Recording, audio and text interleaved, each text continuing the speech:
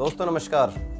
आज हम एक बहुत ही महत्वपूर्ण विषय पर आपसे बात करने वाले हैं। बहुत सारे लोगों को ये नहीं पता होता है कि वो अपने टू व्हीलर और फोर व्हीलर का बीमा कब कराएं, क्यों कराएं और कैसे कराएं, और बीमा कराते हुए किन किन सावधानियों का उनको ध्यान में रख के बीमा कराना चाहिए। तो आज मैं कुछ चीज़ें आपको बताने जा रहा हूं दोस्तों। मैं उम्मीद करता हूं कि आज जो मैं आपको बताऊंगा वो आपका बहुत ही काम का है, क्योंकि जितना अनुभव मुझे है मैं उसके आधार पर ये चीज़ें आपको बताने जा रहा हूँ। सबसे पहले बात करते हैं कि इंश्योरेंस यानी बीमा, आपका टू व्हीलर चाहे फोर व्हीलर चाहे आपकी स्वयं की पॉलिसी, हेल्थ पॉलिसी, वो आपको क्यों करानी चाहिए। क्योंकि दोस्तों इंश्योरेंस एक जोखिम है। जब कोई दुर्घटना होती है तब सबसे पहले व्यक्ति को याद आने वाली चीज़ है वो है बीमा यानी इंश्योरेंस।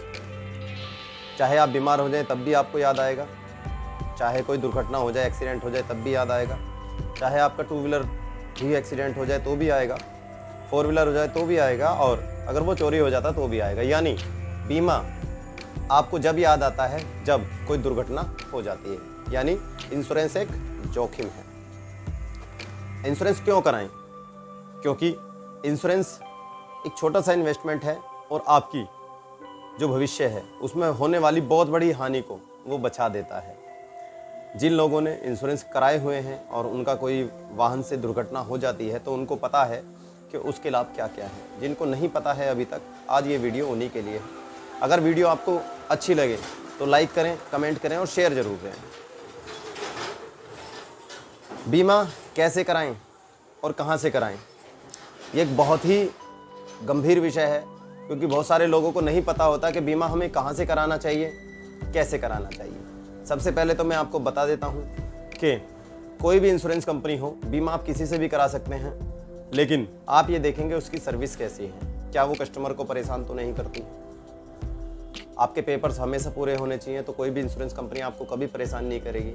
जैसे अगर आपका टू व्हीलर का बीमा है, टू व्हीलर का इंश्योरेंस है, बीमा है, और आपका टू व्हीलर एक्सीडेंट हो जाता है तो सबसे पहले आप क्या देखेंगे, नियरेस्ट आपके आसपास की कैशलेस वर्कशॉप कहाँ पर है। तो दोस्तों इंश्योरेंस कराते टाइम या तो किसी IRDA का जो एजेंट हो उसके थ्रू बीमा कराएं, या फिर ऑनलाइन होता है बीमा, अच्छा होता है, ऐसी कोई दिक्कत नहीं है। लेकिन ऑनलाइन बीमा होता है, अच्छी बात है, लेकिन फिर भी बहुत सारी चीज़ों पे ध्यान देना चाहिए। एक तो आपको PA कवर जरूर कराना चाहिए। PA कवर का मतलब होता है पर्सनल एक्सीडेंट, इसमें वाहन स्वामी का भी बीमा होता है। फोर व्हीलर अगर चलाते हैं आप तो इंजन प्रोटेक्ट भी ले सकते हैं, प्रोटेक्शन, और जो ड्राइवर प्लस कंडक्टर होता है उसका भी पॉलिसी में आप बीमा ले सकते हैं, कवर करा सकते हैं उसको। तो ये बहुत सारी चीज़ें हैं। अब कहाँ से कराएं मैंने आपको बताया है। दूसरा,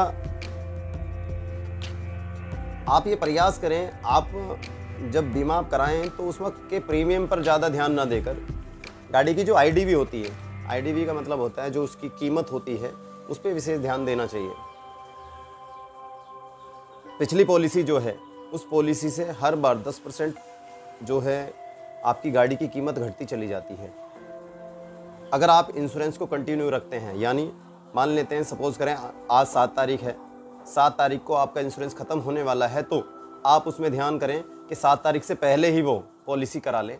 अगर आप पॉलिसी कंटिन्यू रखते हैं, यानी लगातार आपकी पॉलिसी चलती रहती है, तो कोई भी इंश्योरेंस कंपनी आपको एक अच्छा ग्राहक समझेगी और आपको किसी भी तरह की प्रॉब्लम नहीं होने देगी। ठीक है।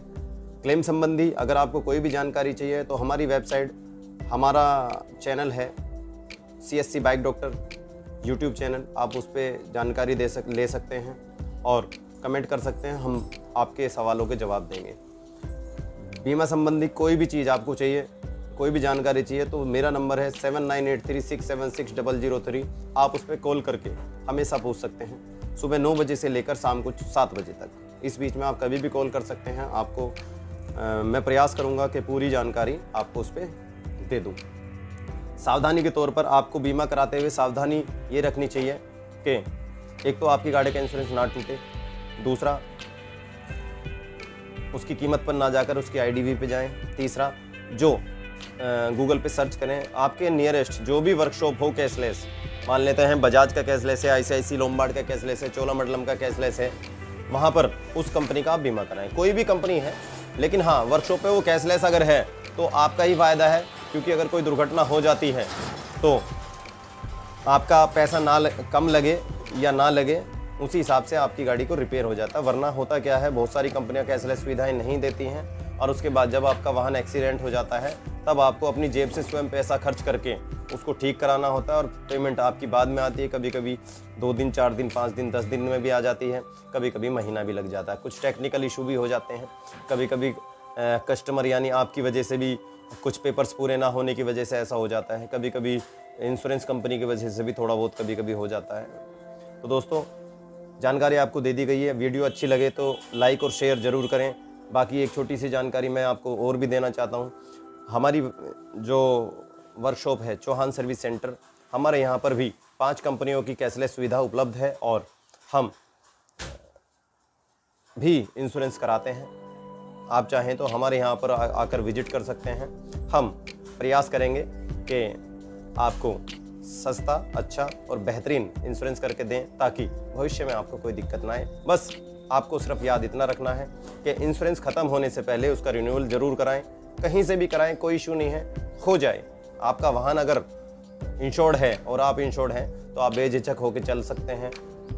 ठीक है, एक छोटी सी जानकारी रह गई है। कुछ लोगों को पता होता है कि मेरा इंश्योरेंस 5 साल का हुआ है कंपनी से, तो वो इंश्योरेंस कराते ही नहीं है। भैया 5 साल का इंश्योरेंस नहीं होता, इंश्योरेंस 5 साल का होता केवल थर्ड पार्टी, और जो ओडी होता है यानी ऑन डैमेज, वो हर साल रिन्यू कराना होता है। उसमें ज़्यादा खर्चा भी नहीं आता है।